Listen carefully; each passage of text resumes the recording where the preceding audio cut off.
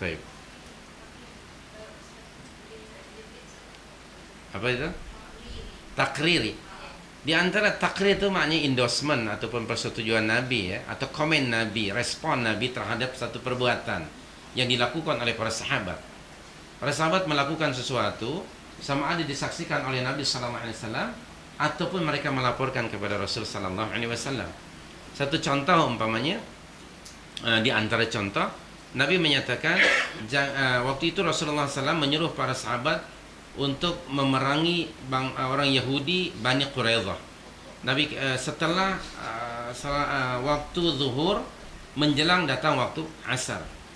Rasul sallallahu alaihi wasallam menyatakan dalam sebuah hadis yang sahih, jangan kamu salat asar melainkan setelah sampai ke kampung Bani Quraidah. Lalu para sahabat secara ringkaslah mereka berbeza faham. Yang satu salat di tengah jalan sebelum sampai ke Bani Quraidah karena waktu asar sudah masuk.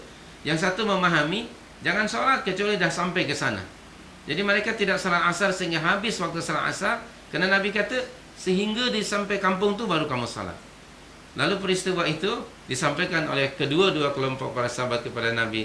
Nabi kata apa? Dua-duanya betul. Itu maknanya endorsement dari Nabi. Kemudian Bilal bin Rabah radhiyallahu anhu, muadzin Rasul, dia Nabi satu masa berkata kepada Bilal, ya Bilal, malam tadi Allah memperlihatkan kepadaku, ya Nabi kalau mimpi Rasul adalah benar. Aku melihat kamu berada di dalam syurga, selalu langkah kamu berada di hadapan aku. Amalan apa sebenarnya yang selalu kamu kerjakan? Ya Rasulullah, tiap-tiap kali saya mengambil wudhu, saya akan salat sunat 2 rakaat. Oh, itu saja ke? Maknanya Nabi menyetujui perbuatan Bilal.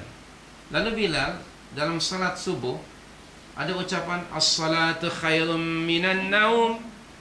Itu bukan dari Rasul, tapi dari Bilal, dan Rasulullah mendengar. Lalu diendos oleh Nabi. Itu namanya takrir. Hari ini tidak ada orang yang punya authority untuk mengendos amalan Anda. Yang memberi endorsement mesti siapa? Mesti Nabi sallallahu alaihi wasallam. Rasulullah sudah meninggal dunia dan agama ini sudah sempurna, sebab Allah menyatakan dalam surah 5 ayat yang ketiga, al-yawma akmaltu lakum dinakum wa atmamtu 'alaikum ni'mati wa raditu lakum al-islam dinan. So kita alhamdulillah sebenarnya semuanya sudah tersedia. Tinggal kita mengaji, mengkaji, lalu mengikutinya.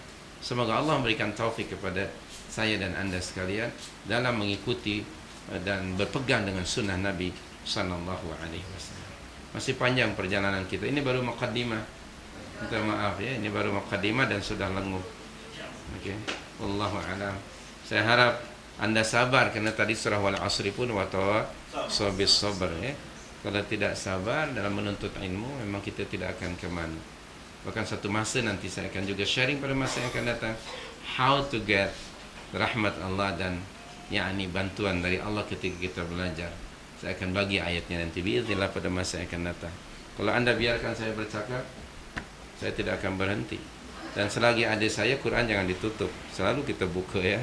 Terima kasih. Wallahu a'lam. Subhanakallahumma bihamdik, asyhadu an la ilaha illa anta astaghfiruka wa atubu ilaika, wa sallallahu wa sallam ala nabiyyina Muhammad wa ala alihi wa sahbihi ajma'in, wa akhiru da'wana alhamdulillahi rabbil alamin. Wassalamu alaikum warahmatullahi wabarakatuh.